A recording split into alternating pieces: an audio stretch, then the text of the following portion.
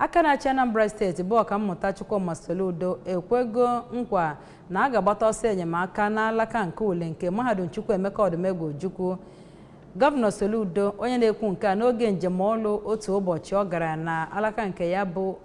ụlọ akwụkwọ dị na kansụl ime obodo Ihiala nọrọ n'ebe ahụ wee kwe nkwa dịgasị iche iche nye ya bụ mahadum bụ nke gụnyere na a ga-etinye nwere ha n'ọkụ latrik n'obodo ahụ nakwa na ya bụ ụlọ akwụkwọ kepụta usoro ịntanetị n'ebe dịgasị iche iche n'ime ya bụ ụlọ akwụkwọ jiri nwayọọ nwayọọ na-edozi okporo ụzọ dịgasị n'ime ogige ụlọ akwụkwọ ahụ na emereme ihe ndị ọzọ. Onye na-akọrọ ihe na-eme n'obi gọọmenti bụ Ejike Abana soro gọvanọ wee gaa na ya bụ ule ụlọ akwụkwọ COOU ma wetara anyị akụkọ a n'uju. Gọvanọ onye kenere etu ụlọ akwụkwọ ahụ si wee dị larịị kwuru na agụmakwụkwọ bụ akwa a ga-eji gafere n'ọdịnihu na mbụ ka onye acting vice chancellor nke ya bụ mahadum Chukwuemeka Odumegwu Ojukwu ọkammụta Kate Omenugha